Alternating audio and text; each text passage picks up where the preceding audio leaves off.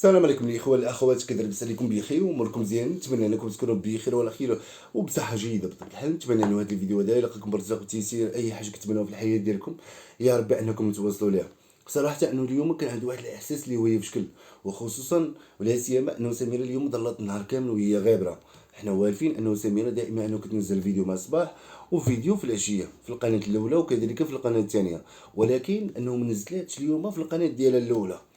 هذاك الشيء اللي خلاني انه نشك ربما انه تكون سميره انه واقع على شي حاجه، ولكن انا ما بغيتش انه يعني يمشي البال ديالي بعيد، وما بغيتش كذلك انه يعني نتنبأ بشي حاجه اللي هي خايبه بطبيعه الحال لسميره. فاش قلت ربما انه سميره غادي تكون انه مشات مع هذوك الناس اللي راهو جاو عندها ضياف، على اساس انه حتى هما بغاو انه يتقداو الاضحيه ديال العيد. فقلت ربما انه سميره غادي تمشي معاهم. ورا البارح كذلك سميره اكدت هذا الشيء هذا في الكلام ديالها في الفيديو، وقالت لك غادي نمشيو نطلعوا عند شي ناس هنايا يعني في الدوار، وهادي نخرجوا برا السوق على اساس باش نتقداو الحولي ديال العيد. قلت ربما انه هادشي اللي غادي يكون، ولكن مع الاسف وديال الاخوان حتى انه يعني كتوصلوا بواحد الاخبار اللي هي صادمه وديال الاخوان. اش غادي نقول لكم، خصوصا انه يعني جات متزامنه مع العيد. اش غادي نقول لكم، لا اله الا الله محمد رسول الله. المهم غادي نحاول انه كذلك راه لاحظت في نفس الوقت اللي راه وصلتنا فيه الاخبار انه سمير حطات واحد البوست يعني في المنتدى، غادي نحاول انه يعني نقراه عليكم. كتقول فيه بلي انه انا لله وانا اليه راجعون. اول حاجه الله يصبر الاخت سميره، والله يصبر العائله ديالها، وكذلك الله يصبر امي ميلوده، لانه راه قاصحه بزاف على امي ميلوده. لا سيما انه امي ميلوده انه يعني مريضه، وبا محمد كذلك انه يعني مريض، وكيفاش انه غادي يتلقاو هذا الخبر هذا والغد ليه العيد، يعني راه صعيبه وديال الاخوان. يا ايتها النفس المطمئنه ارجعي الى ربك راضيه مرضيه فادخلي في عبادي وادخلي جنتي.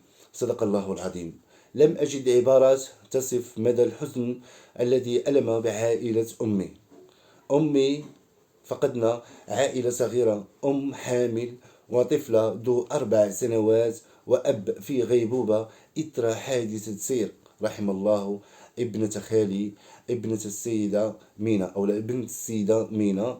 الله يجعلهم من أهل الجنة، وشد الله على قلوب العائلة بطبيعة الحال. صراحة واحد الأخبار اللي هي صادمة جدا، خصوصا انه يعني هاد السيده هذه اللي راهو يعني ماتت، مازال انه حامله، يلا حامله يعني بواحد الطفل يعني في الكرش ديالها، وعندها واحد الوليد عنده 4 سنين، والاب يعني مش غادي نقول لكم لا اله الا الله محمد رسول الله. هادشي دابا ملي سمعت اقسم لكم باليمين الى انه الافكار ديالي انه تخربقات مع بعضياتها، ما عرفتش منين بدا، واش من هنا ولا بدا من هنا ولا بدا من هنا، اقسم لكم باليمين. وانا كنبوز دابا نشوفها حنايا وكيفاش انه غادي تكون الامور، فما بالك انه يعني امي ميلوده، لانه هاد السيده انه من العائله ديال امي ميلوده، كما انه ذكرت الاخت سميره. فقد قالت انه يعني فقدنا عائله صغيره، ام حامل وطفله ذو 4 سنوات، يعني الام حامله وعندها طفله ذو 4 سنوات، يعني الدريه باقا انه صغيره، وتيت مات من الام ديالها وديال الاخوان. والمشكل يعني صادم هادشي هذا وديال الاخوان. المشكل انه هاد البنت هذه مسكينه اللي راهو يعني باقا، وهو انه غادي تبقى دائما انه هاد الشيء هذا غادي يبقى انه يعني مرسخ ليها في الدين ديالها.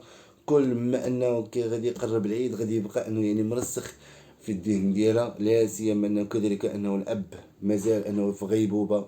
كنتمنى انه من المتبعين ديالنا كاملين انكم تدعيو مع الاب انه الله يشافيه وينوضوا لهاد البنيه هذه اللي مسكينه، انه يعني غادي تضيع في الام، او لانها ضاعت في الام ديالها وغادا تضيع في الاب ديالها. راه صراحه انه يعني صعيبه وديال الاخوان، وانتم راكم عارفين انه هاد البنت هذه انه باقا صغيره، يلا عندها 4 سنين، يعني راه غادي تجيها قاصحه شويه. وكيف ما قلت لكم بلي انه داك الشيء جا انه يعني كيتزامن مع العيد، وانتم راكم عارفين انه القيمه ديال هذاك العيد عندنا حنايا كمغاربه، يعني ضروري انه كنحتفلوا به، انه كل عام انه كنحتفلوا به. دونك هاد البنت هذه كل ما انه غادي يقرب العيد غادي تبقى انه تفكر الام ديالها. وصراحة انه يعني صعيبة بين ليلة وضحاها انه بنت انه تكون حداها امها ويكون حداها بوها، وتكون انه يعني وقع هادشي هذا. صراحة انه يعني ما تبغيش لهذوك، ما تبغيش، ولا سيما انه السيدة مسكينة انه باقا صغيرة وحاملة مسكينة. عرفتي شنو هي واحد اش غادي نقول لكم، لا اله الا الله محمد رسول الله. البنت او السيدة مسكينة انه باقي صغيرة وحاملة، والله يصبر العائله ديال هادشي اللي غادي نقول، لانه هادشي هذا راه صعيبه ودير الاخوان، انه يعني صعيب بزاف. يعني اش غادي نقول لكم، الله يصبر الاهل ديالها والله يصبر العائله ديالها، الله يعوض المحبه ديالها بالصبر. هادشي اللي غادي نقول. دونك السيده انه يعني حامله وخلات انه الدريه انه عندها 4 سنين، الاب انه يعني مازال يعني داخل في غيبوبه. وحنا هنا ملي كنتكلموا على غيبوبه يعني يشوف واش انه غادي يفيق او لا انه ما غاديش يفيق.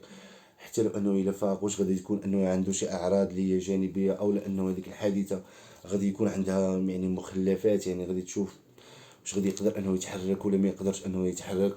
وسبحان الله انه حتى بالنسبه لسميره انه كان عنده واحد الاحساس. الا لاحظتوا معايا انه سميره غير دابا من تقريبا انه يعني دابا شي يومين ما كاملاش يومين نزلت واحد الفيديو وكانت انه قالت وجهت واحد النداء للمتبعين ديالها وقالت لهم بلي انه راه شفت واحد الحادثه. كنتمنى انه قالت لهم كنتمنى انه من المتبعين ديالنا كاملين انهم الحيطه والحذر الناس اللي راهم مسافرين انكم تردوا البال والانسان انه يسوق بشويه وعليه بالمهل. لانه الدنيا ما غاديش تهرب الانسان انه الا كان غادي يوصل مثلا في ساعه سيدي انه ندير انا ساعتين وما عنديش مشكل وبخير ونوصل غير بخير وعلى خير. متفقين. دونك سميره سبحان الله انه كان عنده هذا الاحساس ونزلت هذا الفيديو هذا. انا باقي كنعقل لحد الان انا باقي كنعقل لانه غير دابا تقريبا شي يومين نزلت هذا الفيديو هذا. وسبحان الله تقول بلي انه بحال انه كانت حاسه. تقول بلي انه حتى هي انه يعني كانت حاسه بلي انه راه غادي تقدر انها توقع شي حادثه. وفعلا انه وقعوا جوج ديال الحوادث. ها انتم دابا شوف سبحان الله انه راه قبل ما تخرج سميره راه حتى الحادثه ديال خوسيفينا كانت ديك الساعه باقا ما كايناش. ها هي دابا سبحان الله انه الحادثه ديال خوسيفينا والحادثه اللي راه وقعات لهاد السيده هذه اللي راه بنت الخال ديالها اولا هي كتقول لها بنت خالي. يعني هي كتقول لها بنت خالي. متفقين.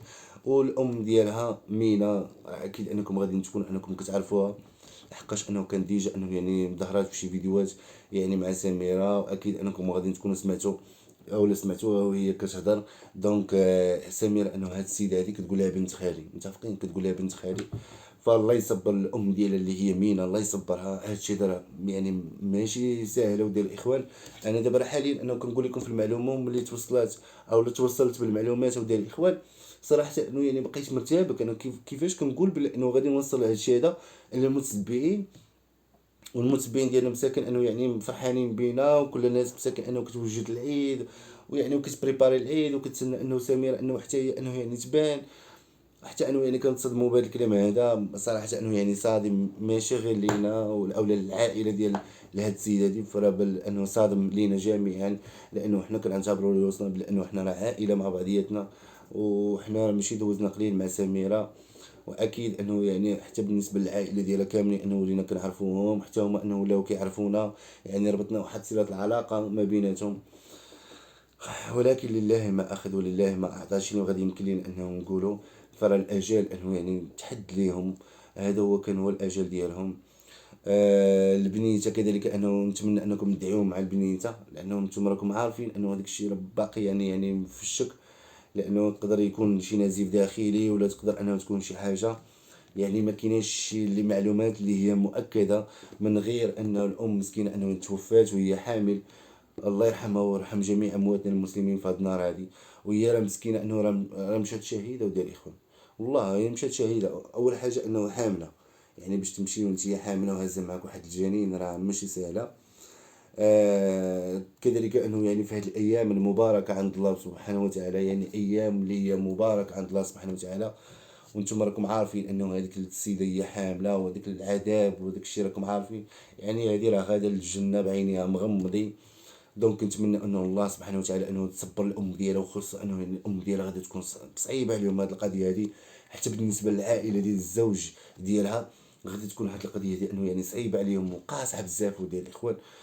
نتمناو انه يعني نتمناو ليهم يا رب انه يصبرهم. والانسان انه يعني يكون يقين ديالو بالله كبير. لانه الله سبحانه وتعالى انه كل ما يصيبنا الا ما كتب الله لنا. فالله سبحانه وتعالى هو اللي جابهم وهو اللي بغاهم. ما عندنا ما نديرو قدام الاراده ديال الله سبحانه وتعالى. ولكن اودي الاخوان نبغي نقول للمتبعين ديالنا انكم تشوروا في طريق الناس اللي راهو يعني مسافره. تشور في طريق الانسان ما عندولاش انه يزرب. حتى بالنسبه مثلا بحال الصباح دابا مثلا كيكون الصباح ديال العيد كيبداو عاوتاني يجري من هنا جري من لهي واحد جاي من طنجه باغي يمشي لطنطان باغي يمشي ليه في ساعه. راه هادشي لا يعقل ودير الاخوان. نحاول الانسان انه يعني يتريط بشويه عليه حتى لو انه ما حضرش المراسم ديال العيد وكذا ماشي مشكل. المهم الانسان انه يوصل بخير وعلى خير وهذه هي الدنيا وما فيها. دونك الانسان ها هو دابا كيزرب ما عرفش دابا لحد الان انه يعني حسب المعلومات يعني ما غاديش تبدا انك تعمق اكثر واكثر لانه الناس انهم مازال لحد الان انه يعني مصدومين. ما غاديش تبدا انك يعني تسول كيفاش جرى هادشي هذا ما. ولكن يعني ان شاء الله يعني من بعد ما سميتو غادي نحاول انه يعني نوصلوا للمتبعين ديالنا داكشي بادق التفاصيل كيفاش انه وقع ومن لافوت وشكون اللي دار، شكون اللي دار لافوت. اكيد انه غادي يكون لافوت واقع، لانه ما يمكنش هادشي هذا انه غادي يوقع غير هكاك في سبيل الله. دونك اكيد انه غادي يكون حتى شي سياره واحده اخرى اللي غادي يكونوا انه يعني يصطدموا بها، يا اما شي سياره يا اما انه شي شاحن، واحده من الجوج، يا اما انه شي سياره او شي شاحنه. الله يحفظ الا ما كان يعني شي كار ولا شي حاجه يكونوا ارواح كثيره عاوتاني راه مشكله كحله. وكذلك انه يعني كنتمناو انه حتى بالنسبه للناس الاخرين اللي راه وقعت معاهم الحادثه كنتمناو انه نسمعوا عليهم اخبار الخير. وهذا الشيء هذا صراحه انه يعني كيصدم. كنتمنى انه من المتبعين ديالنا انكم تدعيو مع هاد السيده هذه مسكينه بالرحمه، ويا ربي انه يرحمها، وكذلك يا ربي انه يصبر العائله ديالها، يا ربي يصبر الاخت سميره، لانه هاد الشيء هذا راه ماشي سهل وديال الاخوان. ان هاد الشيء هذا راه غادي يجيهم مقاصحين العائله دابا كامله انه يعني مروبله كامله، انه يعني مساكن العيد ما غادي يكون عندهم عيد ضروري ما انه خص يكونوا حاضرين، يعني بزاف ديال الامور.